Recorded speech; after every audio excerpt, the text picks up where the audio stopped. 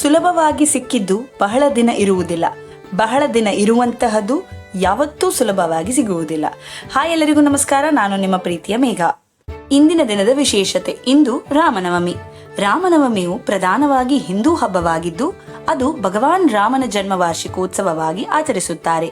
ಚೈತ್ರ ಮಾಸದ ಶುಕ್ಲ ಪಕ್ಷದ 9ನೇ ದಿನದಂದು ಈ ದಿನವನ್ನು ಆಚರಿಸಲಾಗುತ್ತದೆ. ಗ್ರೆಗೋರಿಯನ್ ಕ್ಯಾಲೆಂಡರ್ ಪ್ರಕಾರ ಈ ದಿನವು ಸಾಮಾನ್ಯವಾಗಿ ಮಾರ್ಚ್ ಮತ್ತು ಏಪ್ರಿಲ್ ತಿಂಗಳ ನಡುವೆ ಬರುತ್ತದೆ. 2024ರಲ್ಲಿ ರಾಮನವಮಿ ಏಪ್ರಿಲ್ 17 ಬುಧವಾರದಂದು ಬಂದಿದೆ. ಹಾಗೆ ಇಂದು ರಾಷ್ಟ್ರೀಯ ಬಾಳೆಹಣ್ಣು ದಿನ.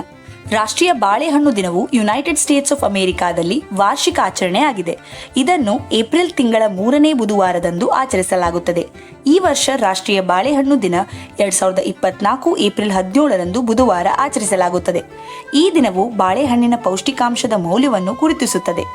ಬಾಳೆಹಣ್ಣುಗಳಲ್ಲಿ potassium, vitamin C, vitamin B6 ಮತ್ತು ಫೈಬರ್ಗಳಂತಹ ಅಗತ್ಯವಾದ ಪೋಷಕಾಂಶಗಳು ತುಂಬಿರುತ್ತವೆ. ಅವು ತ್ವರಿತ ಮತ್ತು ಅನುಕೂಲಕರ ಶಕ್ತಿಯನ್ನು ಒದಗಿಸುತ್ತವೆ. ಧನ್ಯವಾದಗಳು. ಶ್ರೀರಾಮನು ನಿಮ್ಮ ಜೀವನದಲ್ಲಿ ಐಶ್ವರ್ಯ, ಆರೋಗ್ಯ, ನೆಮ್ಮದಿ ಕರುಣಿಸಲಿ. ಜೈ ಶ್ರೀರಾಮ್. ರಾಮನವಮಿ ಹಬ್ಬದ ಶುಭಾಶಯಗಳು. ಸರ್ವೇ ಜನೋ ಸುಖಿನೋ ಭವಂತು.